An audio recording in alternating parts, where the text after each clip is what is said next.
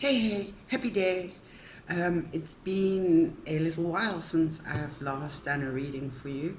The last 2 weeks, I had pretty much every card that came up from the Rider-Waite tarot deck for me was a major arcana. So we've all been going through some major life stuff. And so too, like you have, I and had to focus my attentions there. So without too much further ado, here I am again. Here are the cards. Let's look at the readings now that energies have settled down a little bit. So one of the words or the card that came up in the past for the past energies is the Page of Cups. Cups is our emotions, and the word that came up related to it is desire. So I always like to delve a little deeper when things become significant. And so here's what I have for you on desire. The emotion of longing, hoping for a person, object, or outcome.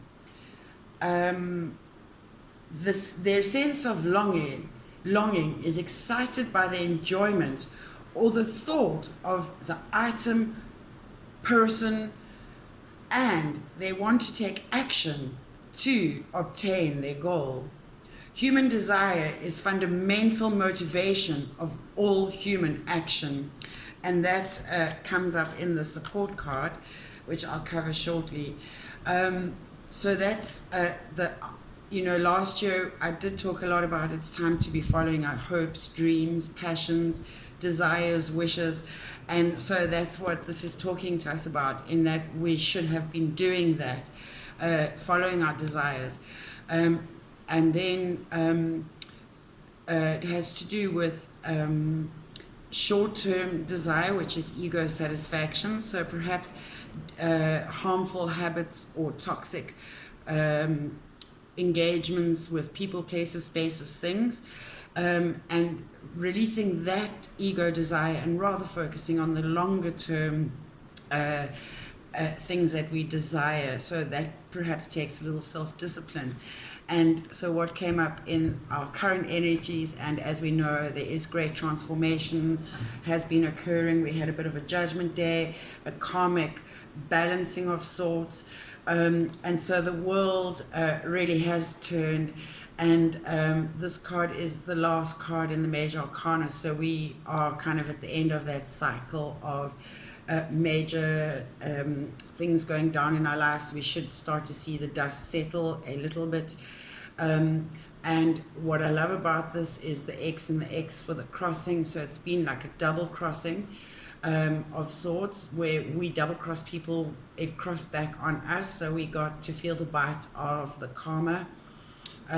We reaped the fruits that we sowed. We have seen how our garden has turned out, or we are going to be seeing how our garden has turned out, from how we tended to it, what we planted in it, what we pruned, how we weeded it, etc. And then a lovely thing that came out was, you need oxygen so a thought to manifest an idea, and it creates transformation. It takes flight, and then we ground it.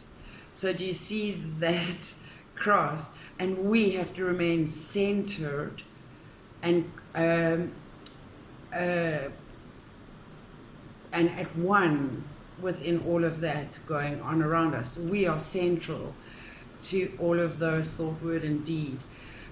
So the world literally has turned, and looking forward, we have the Queen of Pentacles.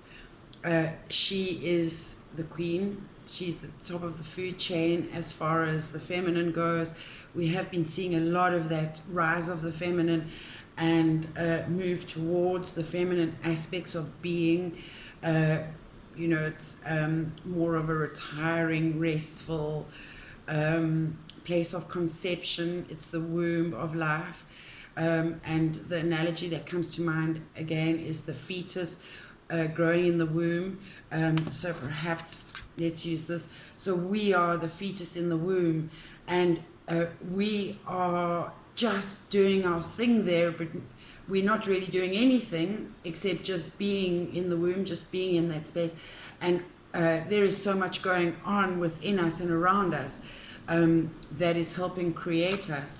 And ultimately what we're hoping to create is to be this abundant, secure, grounded queen. Even if you're a masculine, it's still being grounded within,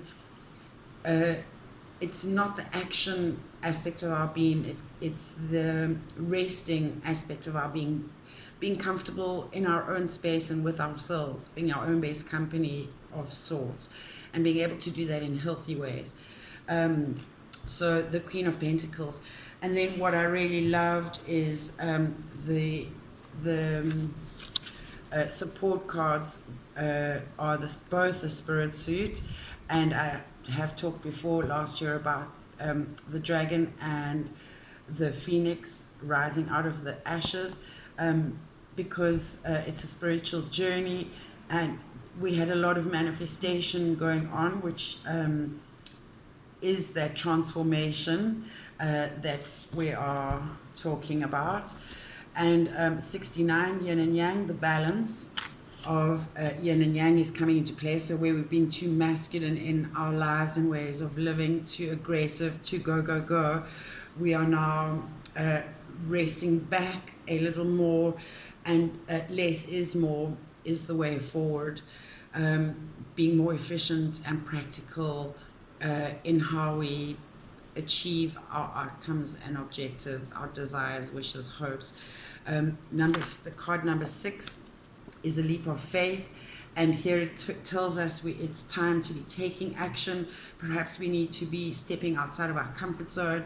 Essentially in life, it's really simple. Our choice is love or fear, and we need to be choosing love over fear, and to be aware of when we are self-limiting and operating from a space of fear instead of love, both for ourselves and for others. So it says, action will remove the doubt that theory cannot solve. And number 6 is for exuberance. You have experienced a breakthrough and are enjoying success and happiness. Revel in how wonderful, heady, and intoxicating it feels. Express yourself. And I'd like to quickly talk about freedom of expression. So writing, singing, any form of arts or craft are a form of expressing our truth and the truth of what we see going on around us. It's a literal translation of what we experience energetically, we express through our being. And currently Dr. Seuss books are being culled because they are apparently racist. And it's kind of sad that our freedom of expression and freedom of speech is being curtailed. And, I'm not neither for or against, it is what it is. However, it does ask one to question when and how and what has been kept from us, and what we should be allowed to know and keep and bear in mind. And sometimes things like that will remind us rather of the negative of the negativity of racism, for example, rather than getting rid of it and removing it from our mind's eye, to bear in mind that we should not be that. I personally think they're exceptional books. I've always loved his writing, and I have found them to be quite profound and deeply instructional. So I'm sorry to see them go, but these are the zeitgeist. These are the signs of our times. 6, by the way, also for me is, I always think of it as a pregnant belly. It's us being creative, but from a higher state of being, not from a fight or flight, but from for survival. So it's the birthing of a creative project. Sometimes it's time now to birth it. It's things that serve our higher self, our purpose in life, our mission, whatever that is. Number 9, completion. You enjoy clarity with regards to what you want, desire, and are getting ready to live life to the full. You put your house in order, resolve old issues, and move on with strength and confidence. It's the 9 is endings. And this card talks to us about flow. And you can see here, you know, a path of least resistance. You know, you go like a river, you flow. Excuse me, and we balanced out. And just to have a quick flip back to the word desire, I had what came into my frame of reference is on Netflix. There's a show called Lucifer, and he always asks people, what is it that you truly desire? So that's, you know, we thought we had an idea, but perhaps we need to have more clarity and become a little more aware on the details. It's time to pay attention to the details of that grand project we had.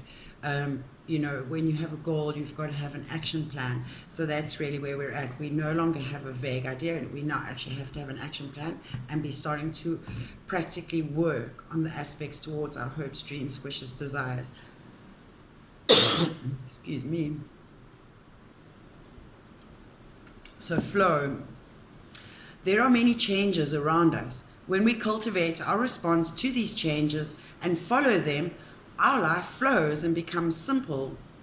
Then we can say, even as things change, there is no change because we have become constant. And the Spirit Suit talks to us about reflecting our essential self, our inner guide, and connection with life and nature. Here, Spirit is not something apart from life. It is you engaging with life and all its aspects to learn the lessons that will guide you on your journey. Your thoughts, intentions, fears, dreams, desire, and actions in love, sex, work, and money are the choices you make to grow and learn about yourself and others. So a number of related concepts have come up over time too, and perhaps in order to keep these videos short, I won't address that now, but I'm hoping that they will come up in another video at another time. But perhaps I could end this video with the Bodhisattva, the prayer for humanity. May I be a guard for those who need protection, a guide for those on the path, a boat, raft, a bridge for those who wish to cross the flood. May I be a lamp in the darkness, a resting place for the weary, a healing medicine for all those who are sick, a vase of plenty, a tree of miracles. And for the boundless multitudes of living beings, may I bring sustenance and awakening, enduring like the earth and sky, until all beings are freed from sorrow and all are awakened. Namaste in Lakesh.